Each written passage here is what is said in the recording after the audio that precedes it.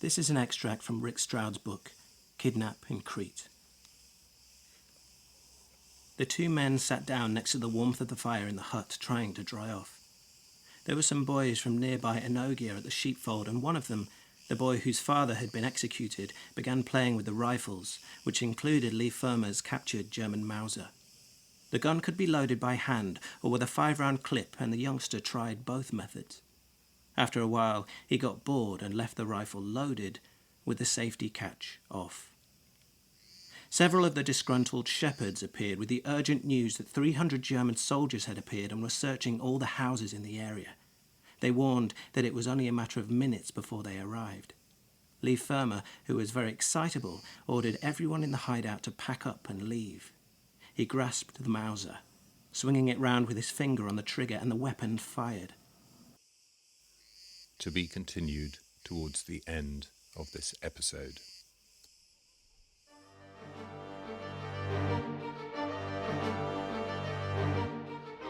This episode can be described as a boy's own war story.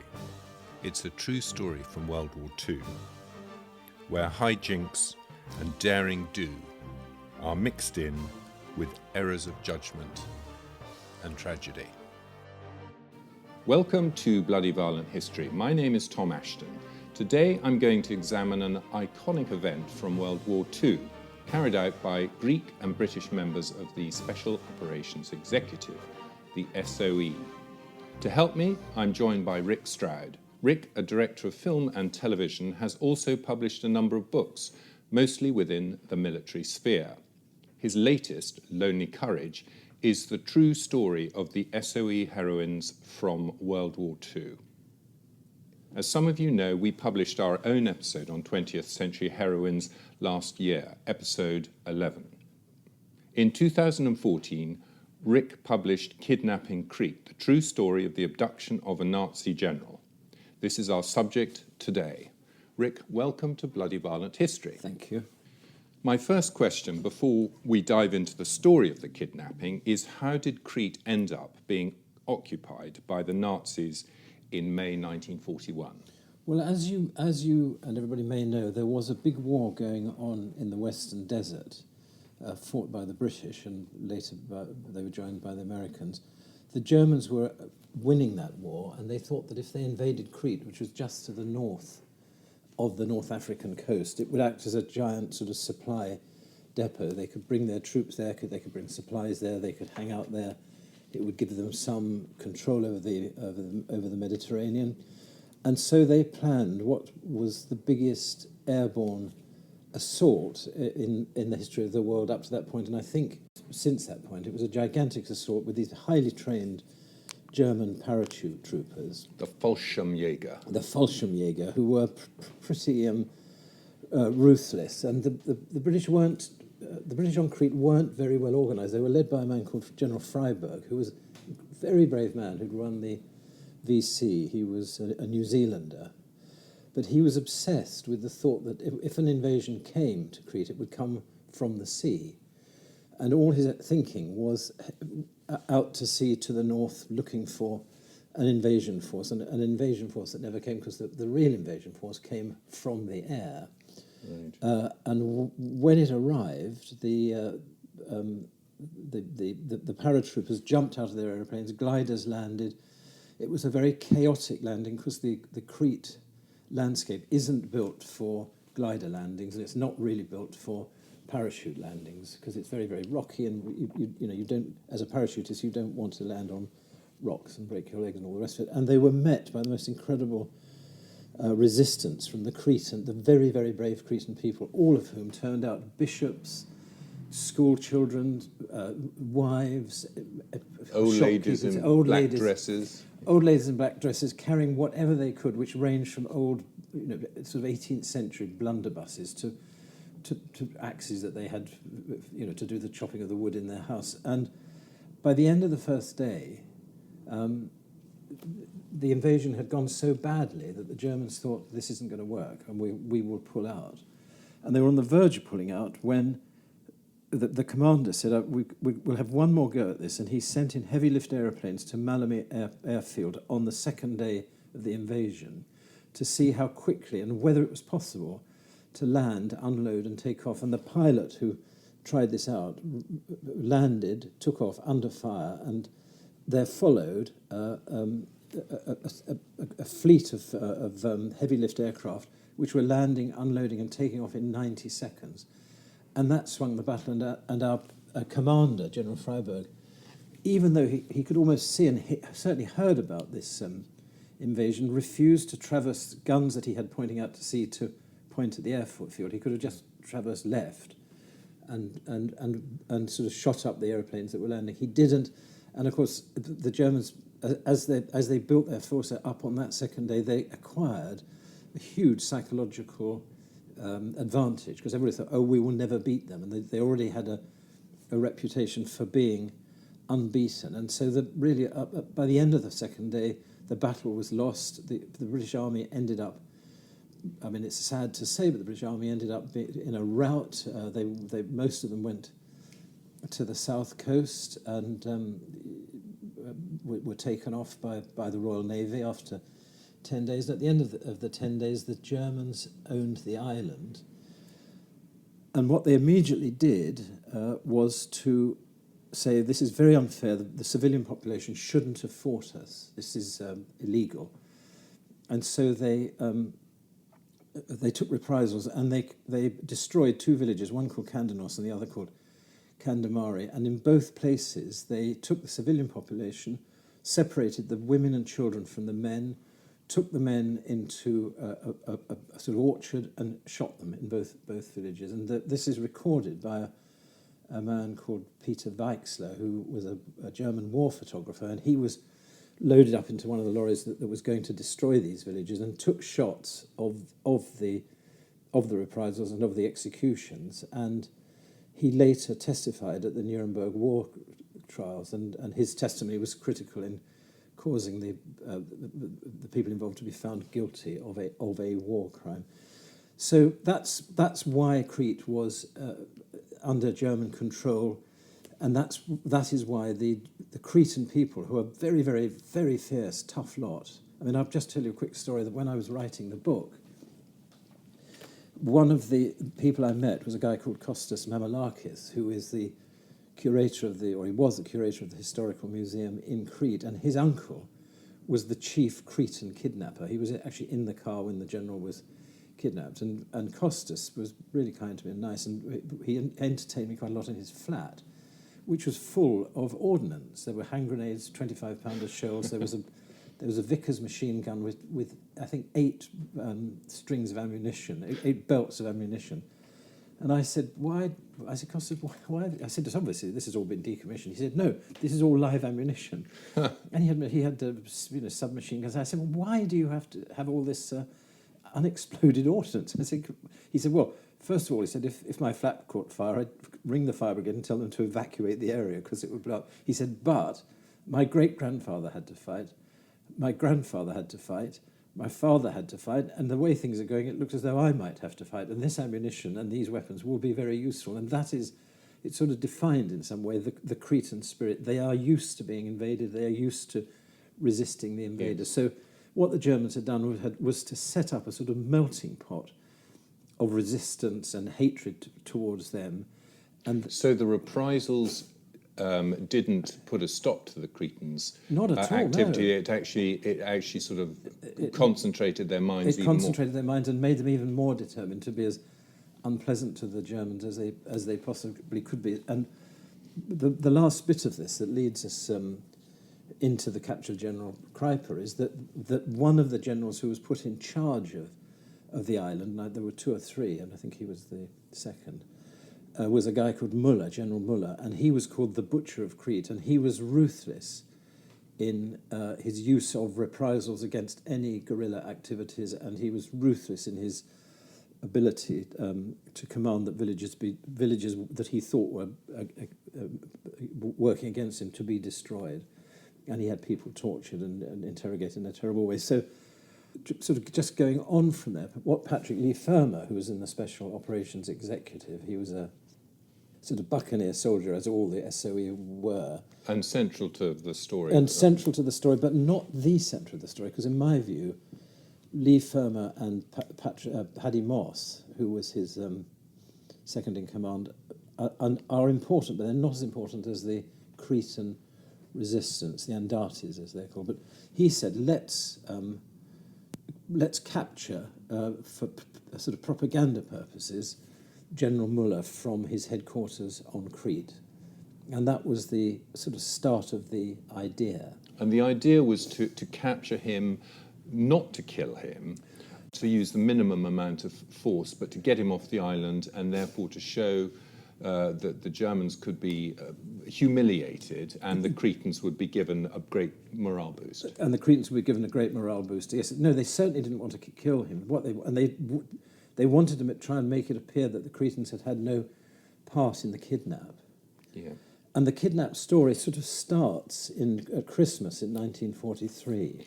Just before we start, yes, I just want to run through the people just before we get into the story, in case they'll no doubt crop up in the story as we go along. But the Germans, we've got these various generals, Muller, and then he has to leave, and this Heinrich Kreipe, General Kreipe, takes over. And then and then Muller actually comes back after he's kidnapped and lays into the Cretan people as revenge. Then we've got the British, Major Paddy Leigh Fermor, and his 2IC Captain William Stanley Moss. Billy Stanley Moss. I said Paddy earlier, it's Billy Stanley Moss. Right. And they were in the SOE, Special Operations Executive, and also linked to the ISLD? Yes, I mean, there is a big difference between the SOE and the ISLD. And the ISLD is an acronym for the Inter-Services Liaison Department, which is a deliberately meaningless acronym. And the difference between the two, very, very simply, is that the SOE like to blow things up and to capture people and kill people. The ISLD, the Inter-Services Liaison Department, were much more sophisticated, and what they wanted to do was accumulate intelligence, masses and masses of intelligence that could be then sent to general headquarters. So they'd spend ages, watching ports and making little drawings just to get the intelligence. And Force 133? Force 133 is I think it's a special boat service force, which doesn't really play a part in the... Okay. And then there are some other Brits who were sort of involved as a sideline. Jan or Zan Fielding, Sandy Rendell and John Pendlebury. Right. I mean, Rendell was on the island. He was a radio operator. He operated a radio on the island and was very, very important. Pendlebury was an archaeologist who knew more about Crete than almost anybody, and before the war he had helped to organise Cretan resistance groups against the day when the Germans might invade. He was fluent Greek. He was more Cretan than the Cretans. He was a much loved figure, and he would walk the island. He worked for the British Archaeological School on Crete, and when the invasion started, he was all set to sort of take over and run the resistance as he'd organised it before the war. But unfortunately, I think it was on the second day of the battle, he was killed and taken off the picture. So he never played a part in it. And nobody really knew where he was buried, and he had one eye, and the Germans were always looking for a corpse with a glass eye to try and... But his role in the battles for Crete were in the setup. In the setup, but he was dead by the time. And it is the story of him with his glass eye that he would leave it somewhere to say that he was on a mission or something. Something like that. Yeah, yes, he would leave it on his desk. He'd leave the eye on his desk. I'm keeping an eye on you. Yes. Yeah. Okay. Well, and then the Greeks, as you say, the most important part. The two names I've got, and obviously others will come out in the story: Giorgio Tariakis and Emmanuel Paterakis. Paterakis. Yes. The main Cretan organisers of the kidnap were Manolis Paterakis, and he's the uncle of the guy I told you about, who's the curator of the Historical Museum. And his second in command is Georgios Tirakis. There are a hell of a lot of other Cretans involved. They've all got very complicated names, but the two to bear in mind are Georgios and Manolis, because they were in command and they were telling people what to do, etc., etc. And as I said, Manolis was in the car after they'd captured the general.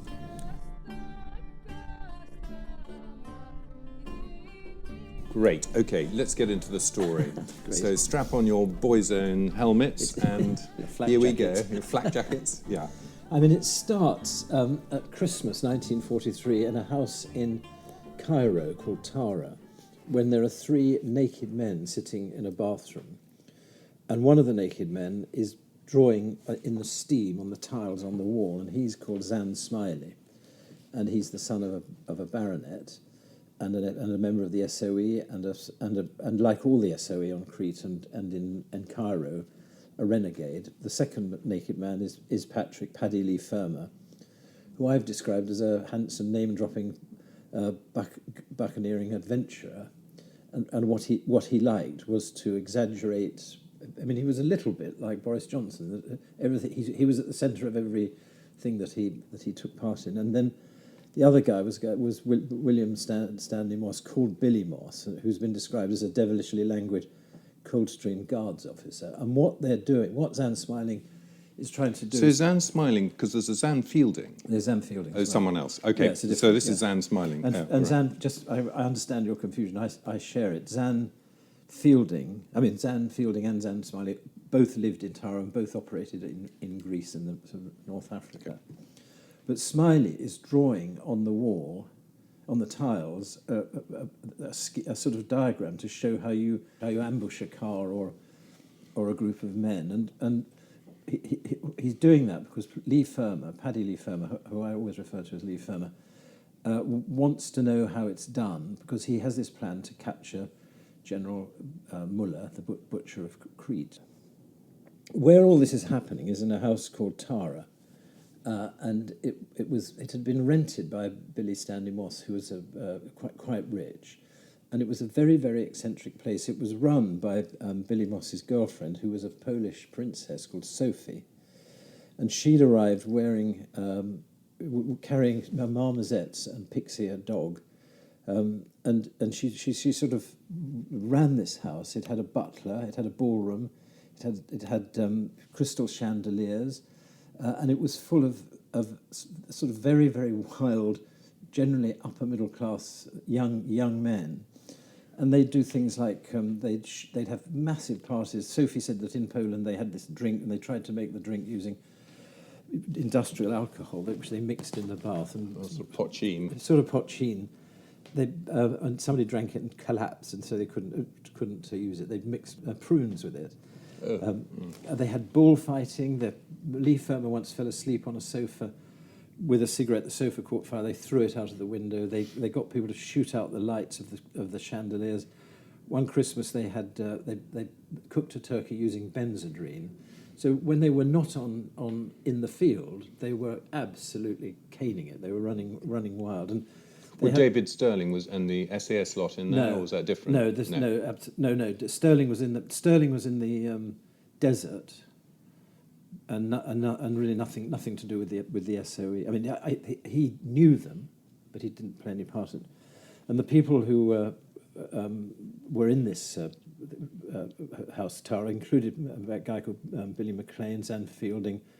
They had a little brass plaque made up, which with imaginary names screwed to the door of the house. One of them was called Sir Eustace Rapier, and there was another man they called Lord Rakehell, which was Patrick Leigh Fermor. It sounds very Blackadder. It's very Lord Flashheart. It's Lord Flashheart, and Leigh Moss was called Jack Jargon, and Sophie herself was called Madame Kayat, and the legend about Madame Kayat was that she was always upstairs, invisible to everybody, enjoying very poor health.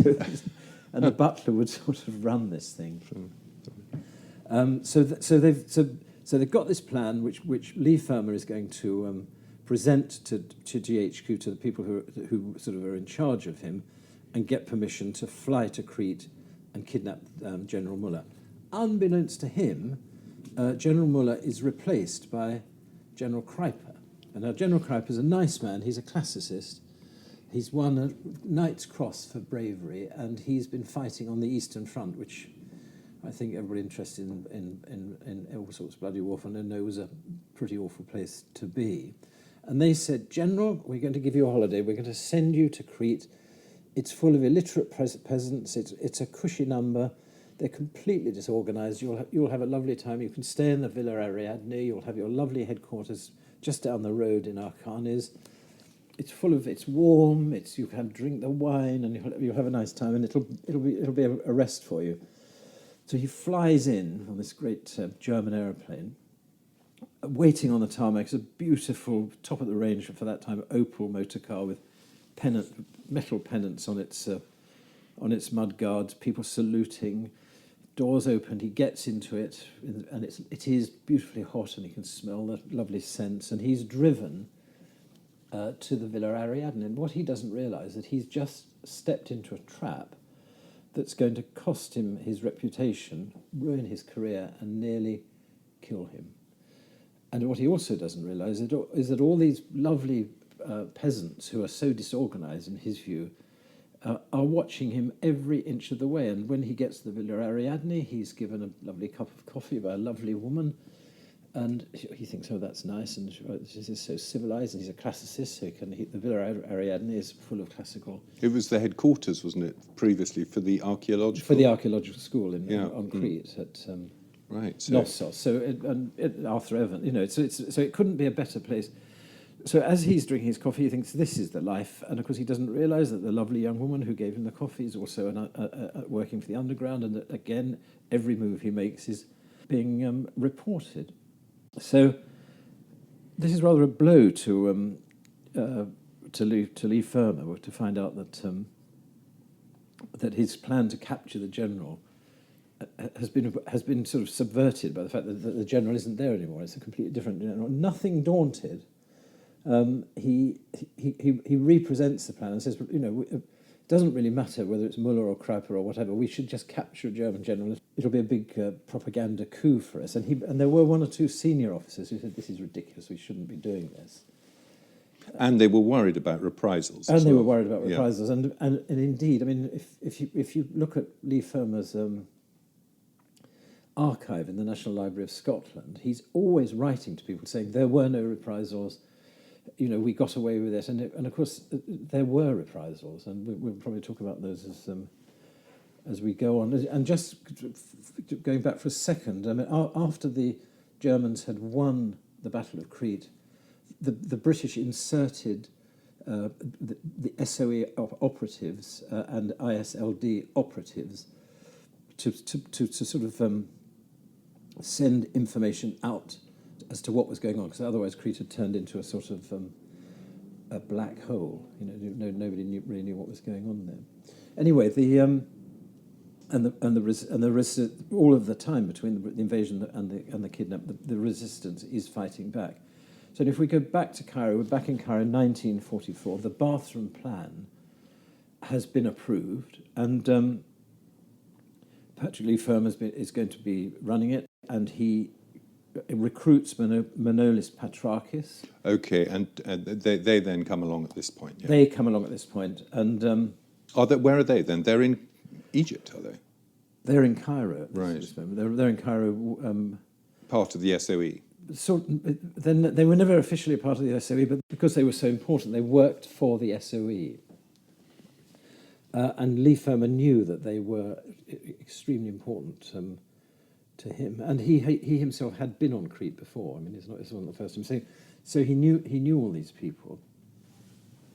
And at the House of Tara, they make lists of what they want, and this is where it really becomes boys' own paper, because amongst the things that they need are not only maps, pistols, bombs, they're koshes, knuckle dusters, telescopic sights, silencers, Benzodrine tablets, knockout drops, suicide pills. They even, at one point, thought of taking mines, anti-personnel mines, disguised as camel dung, but they were too heavy to carry.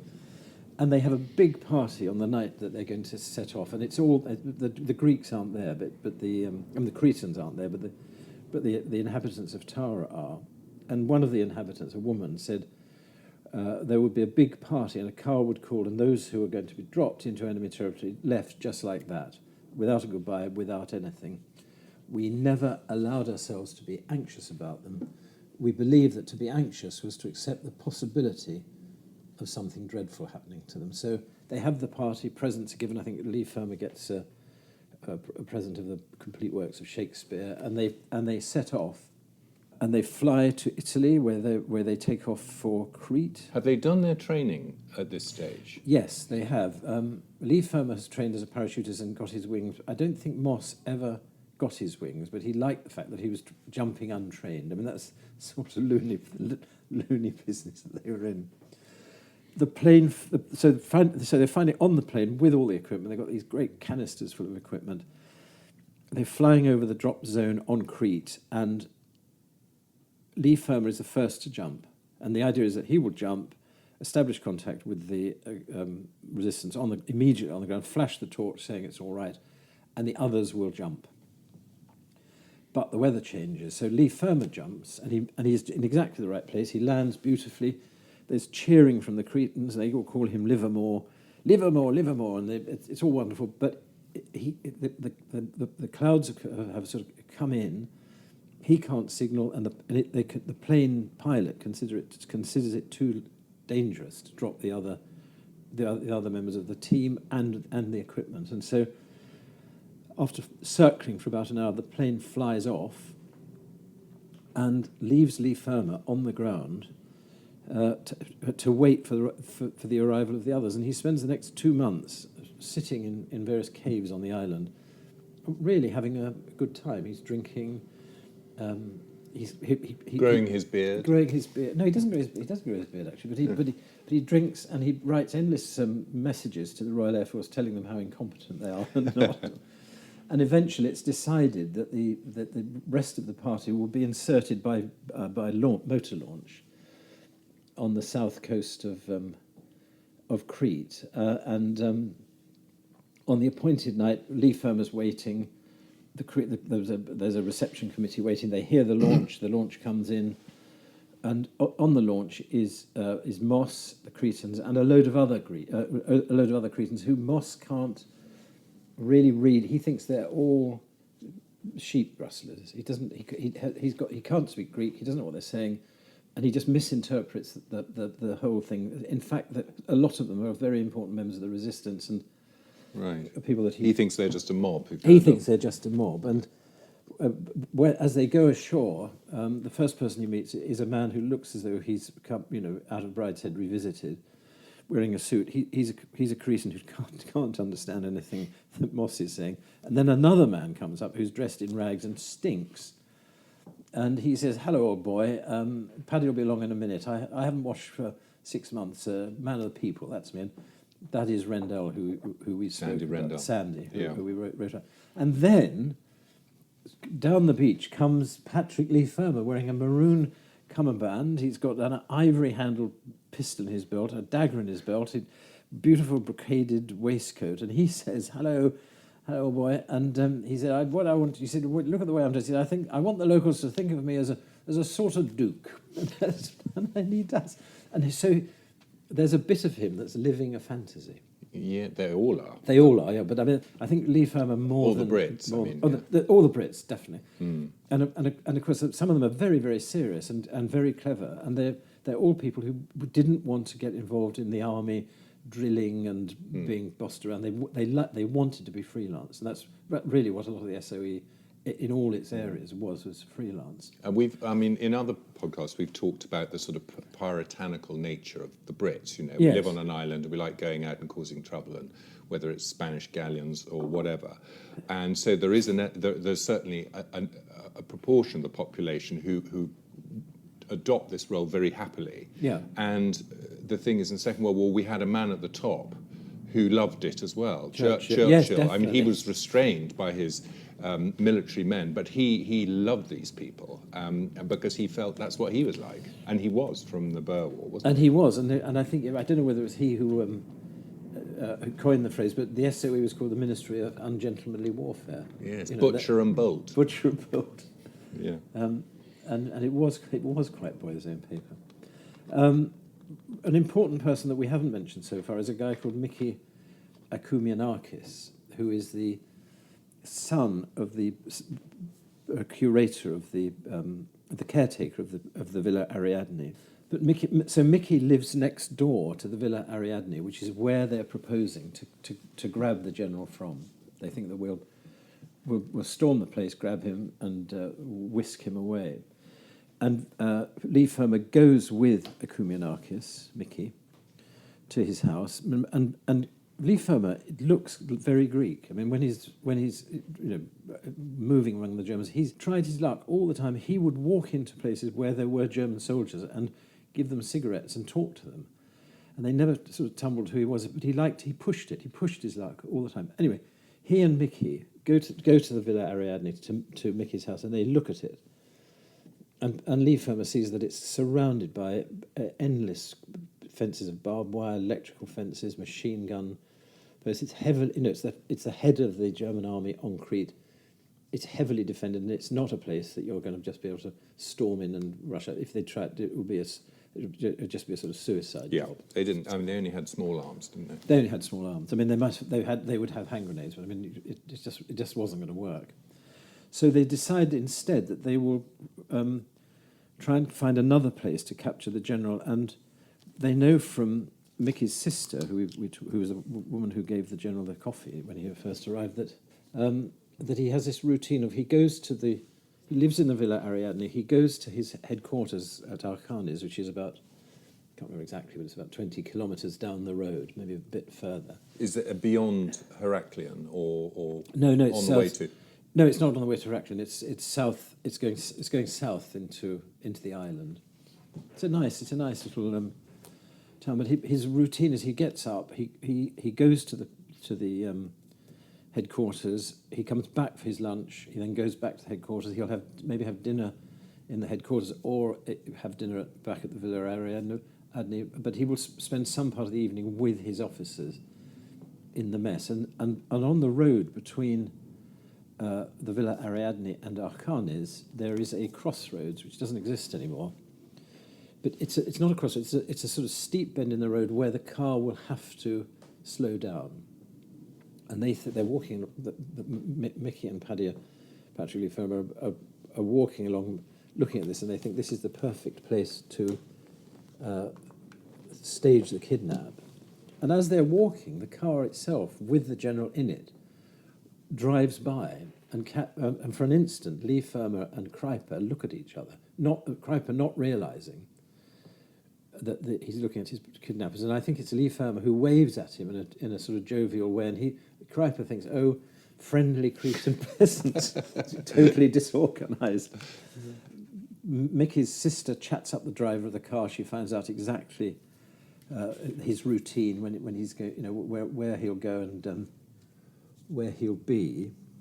And he doesn't have much, they don't vary the routine, so they're not taking any great precautions. They're not taking any great precautions, although the general does think... I mean, he just doesn't even have an outrider, does he? No, he just gets in the car and drives back.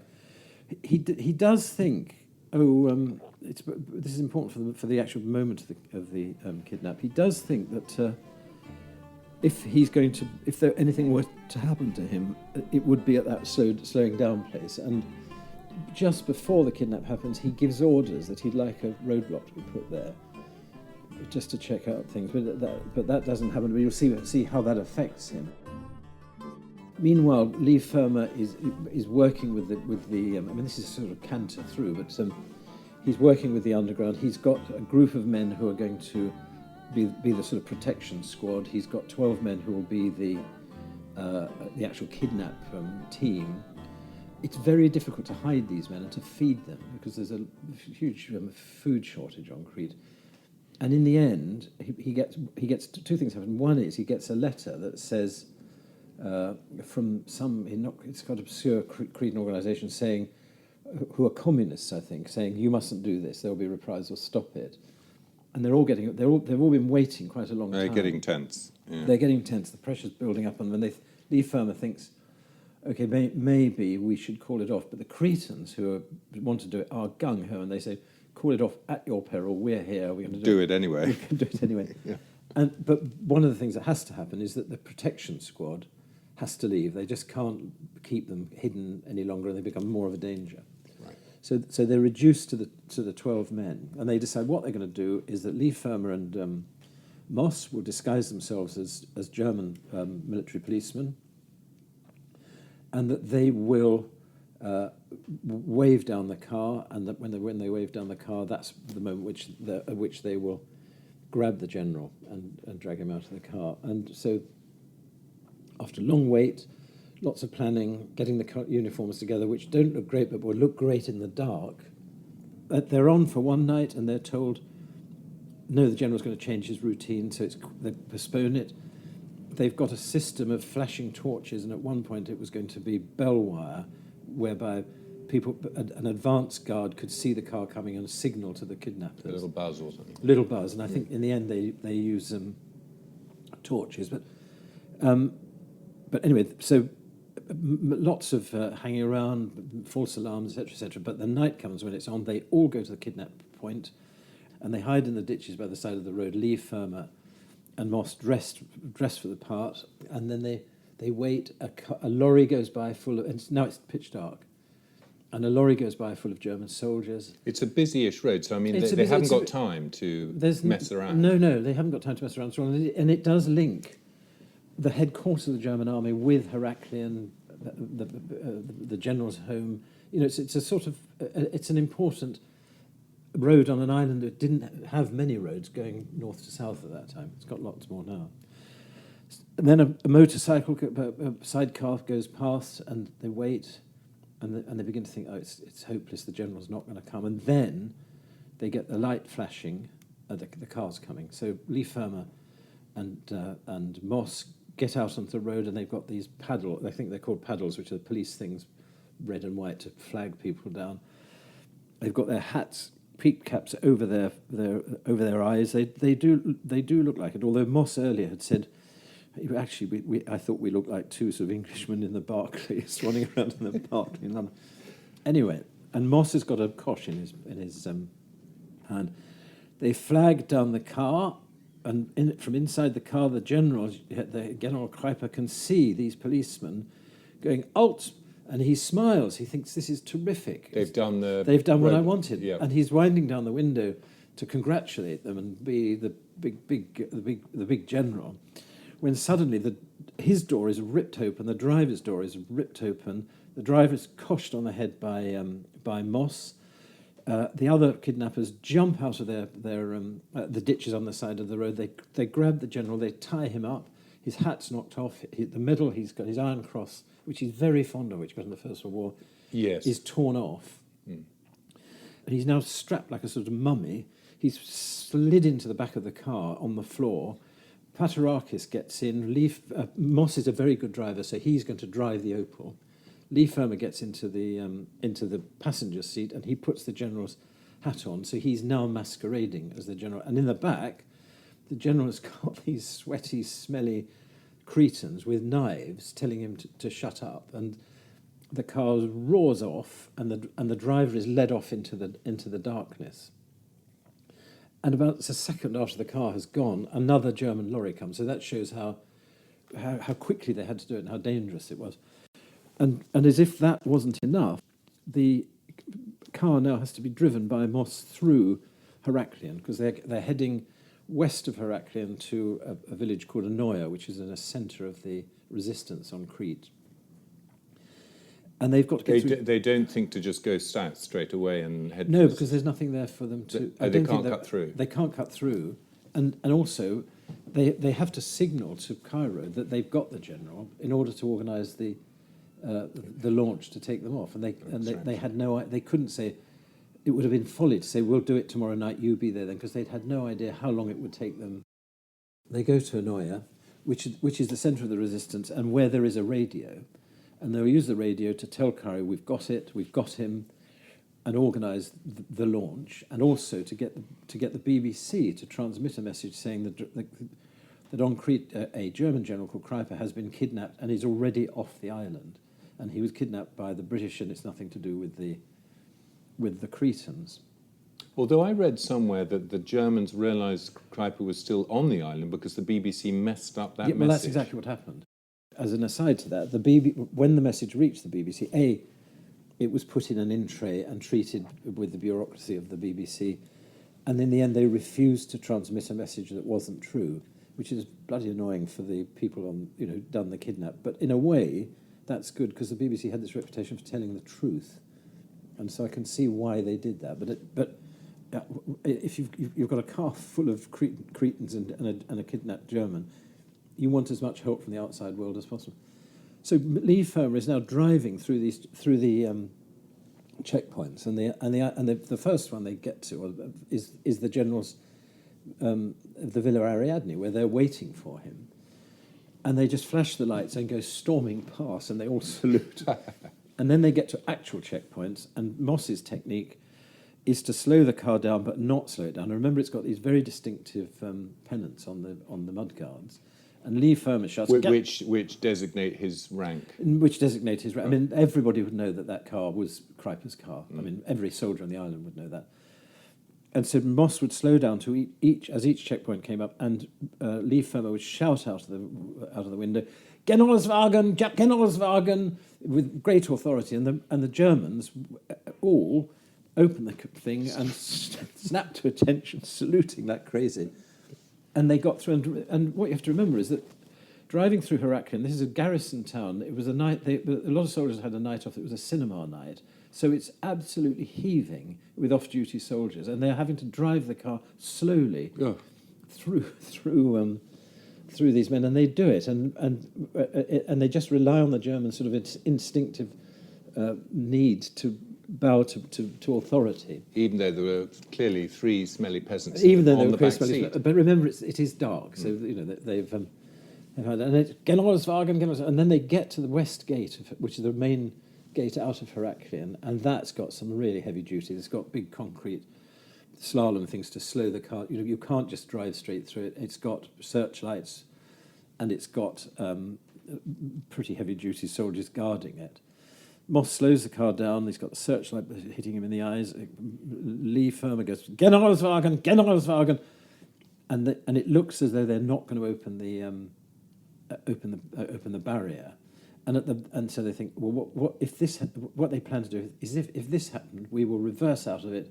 We will take the general into the back streets of Heraklion, and God knows what'll go on. But we'll probably all be killed. But at the very last minute, the barrier is opened, and the car zooms through, and they are all hysterical with relief and smoking cigarettes. And they let the general sit up, and he's still got a knife at his throat, and they say, just if you don't cooperate with us, it'll be the end of you. So do what you're told, General. And of course he's terrified now, because these Cretans are close up. They've got a reputation for being very unpleasant, and he knows that they hate him. And so they drive quite near Anoia. What they don't realise, whilst this is all going on, is that the driver, who Leigh Fermor had been promised would be also got to Anoia somehow, or he would be just captured and taken off with his... Left somewhere, yeah. And he's been hit on the head with a lead and leather kosh. What they do, very quickly after the car has left the kidnapped area, is they cut his throat, and then they cut his head off. Because he's so sort of dazed that they can't carry him. They can't carry him, and they don't give a damn about him. So they just, and he's a German soldier. So what does it matter? So they cut his head off, and actually that head is still on the island. It was kept in a box, a sort of trophy. Did you see it? No, it had been Mamalakis had been helped to get it buried in the German cemetery. So it had a decent. And his body still lies in some deep ravine on Crete. But they get to... they get to near Anoia. They drop the car. Have the Germans realised at this stage? Not. It's impossible to tell. It's impossible to tell. The general has not disappeared yet, but he jolly well soon will be seen. He'll be missed. Yeah. I mean, by dawn they'll know, and so they all get to the car. Leigh Fermor then drives it off to leave it, and they leave it.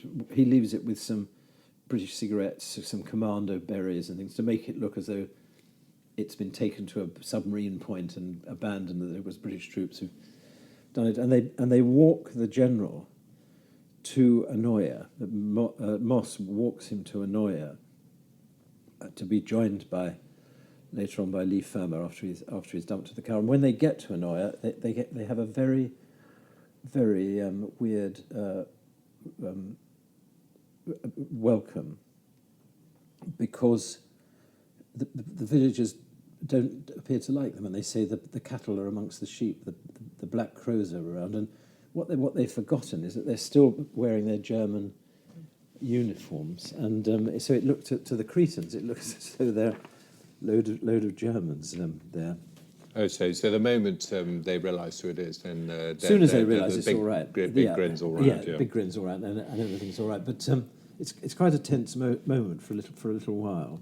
And they're not able to communicate with back to Kreipe because they haven't got portable radios that work. So, but there are certain fixed radios sort of hidden away in the mountains. They've got fixed radios in the mountains, and the idea is that there will be a radio at Anoia, and that's where the sort of communication with Cairo and with headquarters will start. I don't know whether you're interested, but there's just to read you, when Leigh Fermor leaves the car, he leaves a letter that they've typed, and he says, it says, "We would like to point out most emphatically that this operation has been carried out without the help of the Cretans or Cretan partisans, and the only guides used were serving soldiers of His Majesty's Hellenic forces in the Middle East who came with us.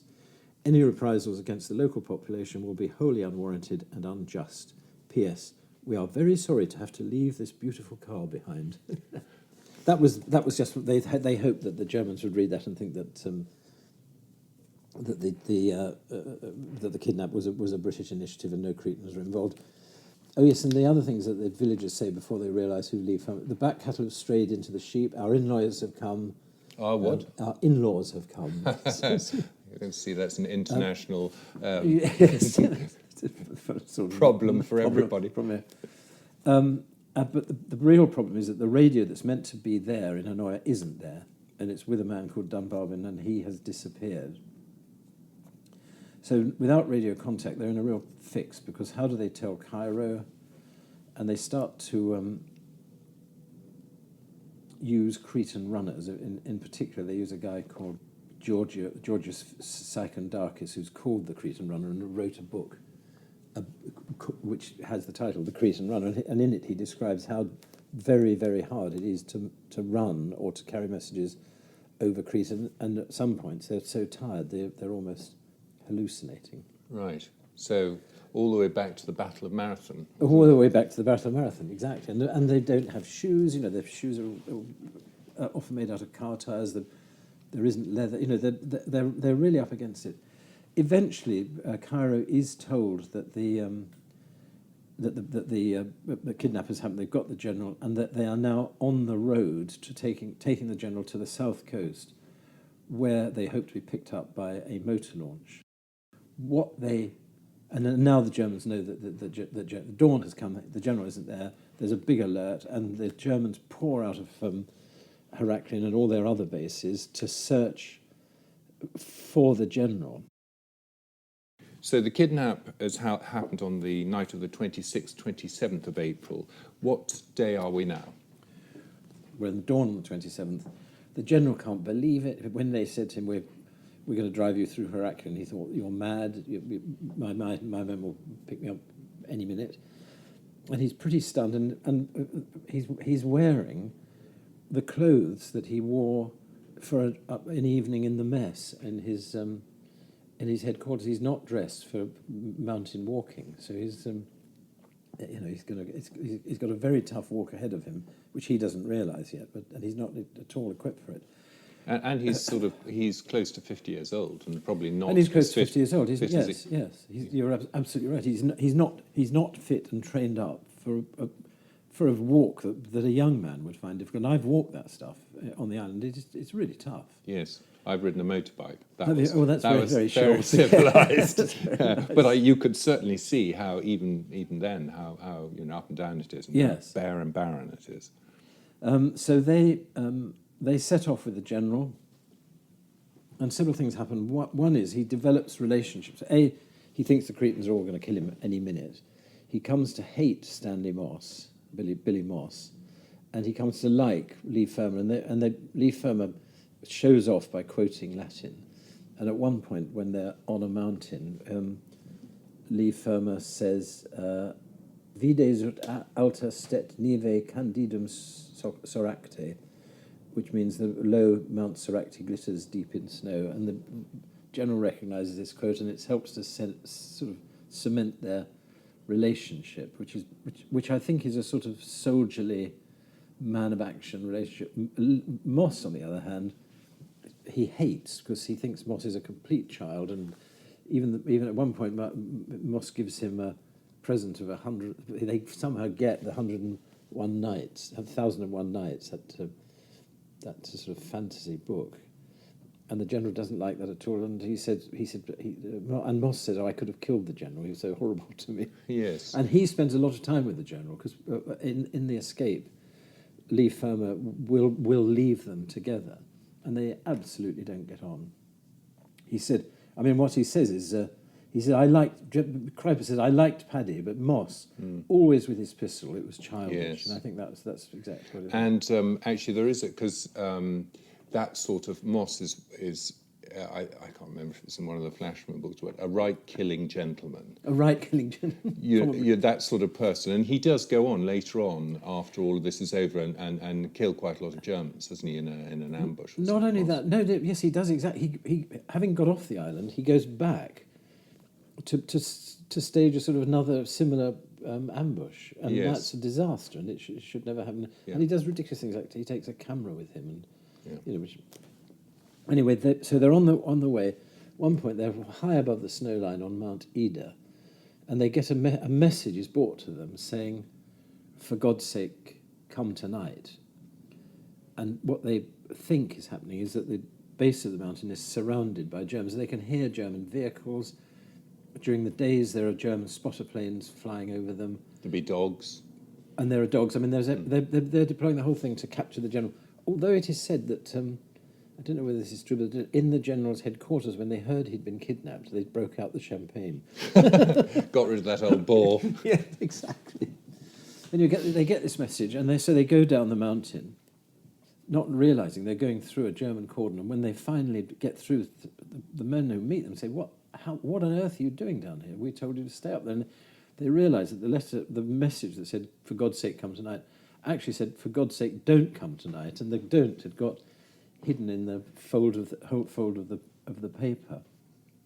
Did they have to then go back through again? Or were No. they I mean, they were on the road that they were meant to be, but they just weren't meant to be on it at that Right. moment. And the German, the general, what he can't understand is that the Cretans are being so nice to the English soldiers. And he says, he asks one of them, he says, why are they so nice to the British? And a Cretan answers in English, saying, "Because the British are fighting for our freedom, while you Germans have deprived us of it in a barbarous way." So Right. Straightforward. that's very, very straightforward. Leigh Fermor now makes what I think is a big mistake, is that he splits his force. He goes off looking for a radio, leaving the general. And we're in about, 3 or 4 days? We're 3 or 4 days in, hence, yes. Yeah. And he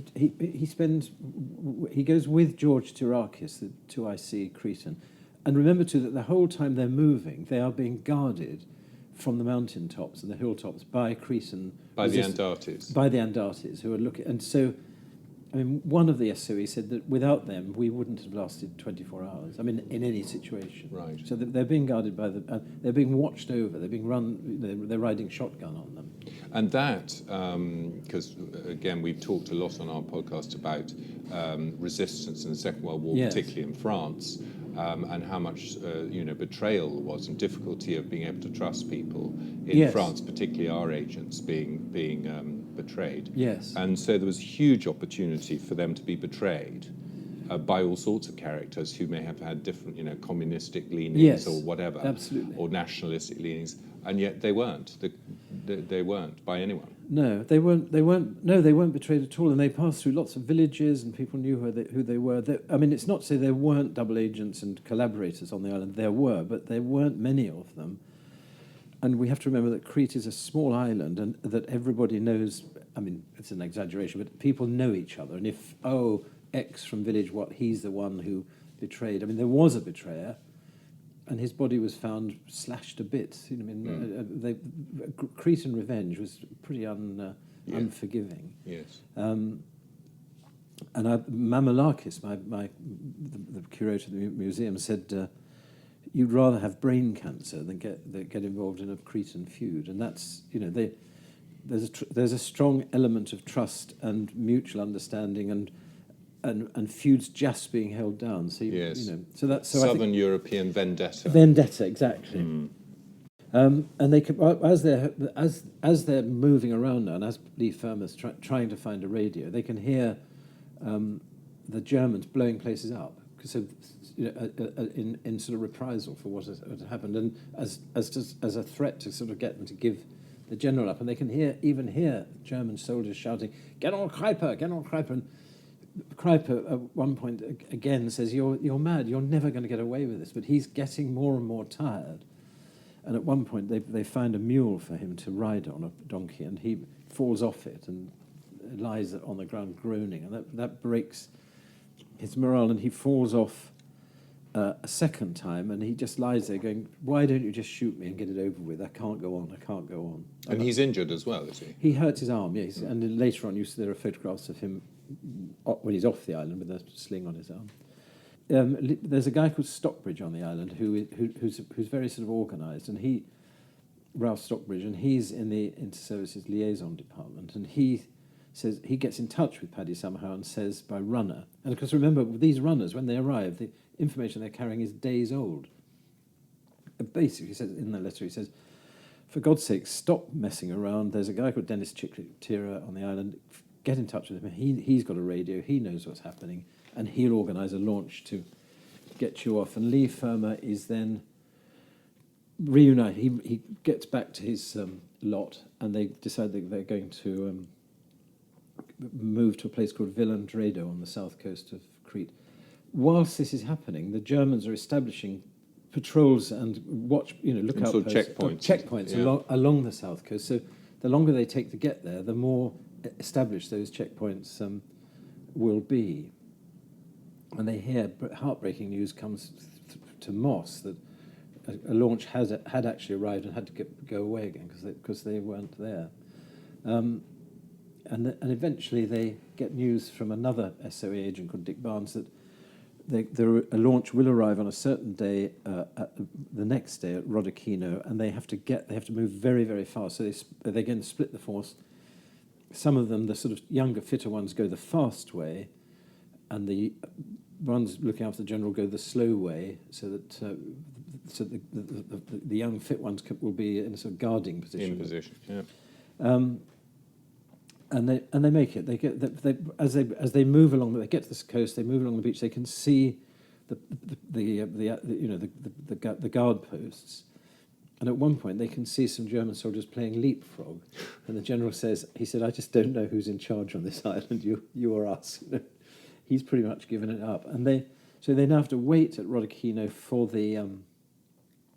And this is about a fortnight later. Yes, isn't it? it's 10 days. I think it's 10 gosh, days. So they've been all that time out. I mean, it's remarkable. It's remarkable, and they've been in the rain. They've been short of food. The general's not. It's difficult. Getting a 50-year-old man who's not fit up and down those hills at night. It's exhausting. Cross country at night is a nightmare anyway. Anyway, so we're near the end of the story. They move down onto the beach, and it becomes a sort of. Leigh Fermor said it was a sort of like a drawing room with a party going on, because there are a lot of senior Cretan resistance people come to the beach and to say goodbye, and it's all very jolly. And they can hear at the appointed hour, they can hear the deep thrumming of the motor launch, and the thing they then have to do is to signal the code words "Sugar Baker" to the motor launch, SB. And so Leigh Fermor says to Moss to give the signal, and Moss has got his torch. He said, "Well, what's the Morse for Baker?" He said, "I can do S for sugar." He said, "But what's B?" And Moss and Leigh Fermor goes, "I don't know." They really were amateurs. They were complete amateurs. And at that point, the miracle of miracles, Dennis, the great figure of Dennis Chiclatera, who is got Cretan family himself. He's quite a sort of grand Englishman, but from Crete, storms out on the beach. He said, "What the bloody hell are you doing?" And sort of takes command, gets the torch, flashes, beef or baker, whatever the Morse flash for that is, and the launch comes in, and out of it pour highly armed members of the Special Boat Service who are in for a fight. They want to sort of storm and kill people. And Leigh Fermor says, "No, stop, everybody stop, put down your weapons, give them to the Cretans, take off your shoes, give them to the Cretans, get back in the boat, get back to the launch, and we'll all go home. This is not a time to start marauding across the island." And the commander of the boat is George Jellicoe. George Jellicoe, who's the son of the famous admiral. Of the admiral of First World War, Battle of Jutland. Jutland. Yeah, exactly. And so they go on, and sitting as they're going to the boat, Kreipe says to Leigh Fermor, he says, "What you don't understand is that this huzzah stunt of yours has ruined my career." He said, I've got children to look after." He said, "They're not going to get any money now." Yeah. But actually, it's probably the only thing he'll ever be remembered for. It is the only thing that he's ever remembered. And he, finally he's on the launch, but they're all eating lobster sandwiches, and he just can't face it and stays below decks till they get to Cairo, where he's met with great politeness by the British Army.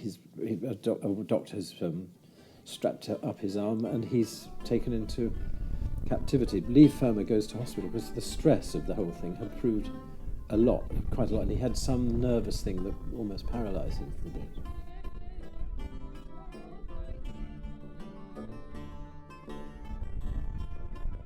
When they debrief the general, in London or Canada, they say the report on him is that he's quite an unimportant and unimaginative man.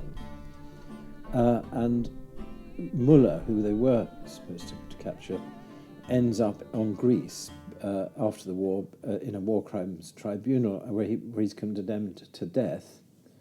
And Leigh Fermor goes to see him, and Muller says, "You'd never have got me like that." He said, "You just wouldn't have stood a chance if I'd been the general there." And he said, in any case, he said, "Generals are two a penny." He said, "If you capture our master baker, that's when we'd be pastry chef." That's pastry chef. And just as a last tying that last thing, there were massive repercussions and reprisals as a result of this. And very soon after the general had been captured, leaflets were dropped by aeroplane to the villagers saying, "Since the abductors of General Kreipe passed through Anoia, using Anoia as a stopping place when transporting him, we order its razing to the ground and the execution of every male who is found within the village and within an area of 1 kilometre around it." And if you go to Anoia today, they carried that out, and it's a very, very friendly, but still Wild Westy place, and they're all brand new buildings because they've got a wonderful war memorial in the middle. But they did it. Anoia is on the south coast, is it? Or no, Anoia is sort of southwest of Heraklion. It's the first place that they went to. Okay. So Anoia is where they start the journey to the south coast. So there was about 50 civilians shot and several thousand dehoused, was that? Yes, not several thousand, but 150. Okay. It's a small village. Several hundred. Yes. Okay. And they were when I went there, they were really nice to me and drove me around in a 4x4 and gave me lunch in the plains. A goat. They cooked a goat for me. It was really nice. And did they talk about, because a lot of Germans go to Crete on holiday? Certainly when I was there, and do they talk about the Germans? Have they sort of forgiven them? It was all the war. I don't think they've forgiven them. Mamalakis, who's my friend and the curator, he had a system on Crete that if old Germans were seen anywhere, the people who saw them would telephone him, and he'd go and talk to them, and he ended up joining some paratroopers veterinary association. I mean, he'd kept them. I think they're obviously they welcome the Germans now, but they never. I don't think they've ever forgotten what the Germans did. Forgive but don't forget. Forgive but don't forget. Yes, I think that's exactly right. And I think if the Germans tried it again, they'd have a pretty hard time. And I suppose one of the questions you have to ask is, was it worth it? And tactically, it was utterly irrelevant. It didn't matter. It made not the slightest jot to the war, but in propaganda terms, it was very important. And in morale terms, I mean, the Cretans say we thought we were 2 feet taller after the kidnap. Because if you're a German soldier in any bit of occupied Europe, you might think, blimey, they got a whole general off an island. I'm at risk. So it was humiliating for the Germans. And what you also have to remember is that D-Day hadn't happened. So everybody was in France and all occupied Europe, Crete, Greece. People thought the Germans were there forever. So it was good to have a bit of a morale boost. And then a few months later, D-Day comes along, and the whole atmosphere changes. And they were all dished out with medals, and they were given. I think Leigh Fermor got a DSO, and Moss got a MC. Yeah, and MC, not to be knocked. No, it's not. No, you put that after your name. Yeah, definitely. And they did all meet again in the 60s. The general and Leigh Fermor and some of the Cretans in a studio in Athens. Oh yes, you can. If you Google it, you can see it. Yes. It's a very entertaining, rather shambolic sort of show. Exactly. Yes. The Greeks are kissing each other, or It's like it's two by then sort of oldish gents having a nice time together, reminiscing. And I suppose that's what always happens when you do something which is very dangerous and full of adrenaline. Years later, you remember it, and it gets more and more. The memory gets the glasses get more and more rose tinted. Yes, and I mean especially if it's fighter pilots or yes, and the Desert War was very much. Particularly, the Desert War was very much soldiers versus soldiers, because there were no people living there. So it was, in relative terms, a clean. In relative terms, yes. War. I mean, just a last little thought about that is that after the war, Moss wrote a book which most people would have heard of, called Ill Met by Moonlight, which was his version of the Kidnap. The problem with his version of the Kidnap is that it's very particular. He only knows the bits that he was involved in, and I mean, what I've tried to do is to write about the whole picture. But that book was made into a film, and the general, Kreipe, sued Moss for defamation of character, and the book has never been published in Germany. Really? And I watched the film the other day. It's a Paul and Pressburger, yes. So high production for its day, and it is some of the things you've talked about, like the greeting on the beach. Yes, is very fun. It's done in a very sort of amusing way, and they're all dressed up in their. Bogart, isn't it, playing? Yes, it is. He plays Fermor. I mean, the thing about that film is it's quite good fun. It's utter rubbish. I mean, it isn't what happened. And Paul and Pressburger both agreed it wasn't their finest hour when they made it, and they upset the Cretans because they used Greek Cypriots as Cretan fighters. Oh no! So that was a sort of a mistake. And of course, war is always so much worse than these fun stories. This is an extract from Rick Stroud's book, Kidnap in Crete. The bullet left the barrel travelling at 2,700 feet per second. It could smash through 33 inches of dry pine at 100 yards. It hit Yanni in his left hip at point-blank range, and his body absorbed the round's colossal force. The deafening noise of the gun firing was followed by a stunned silence. The stench of burnt cordite hung in the air. Everyone stared at Yanni, who was lying on his side by the fire, moaning. Leigh Fermor went slowly over to him, pulled back his friend's soaking wet cloak to reveal that the round had entered his left hip, making a clean wound with hardly any blood. Then, as somebody fetched a field dressing, they cut open his breeches and discovered that the bullet had caused terrible damage on its route round Yanni's frame.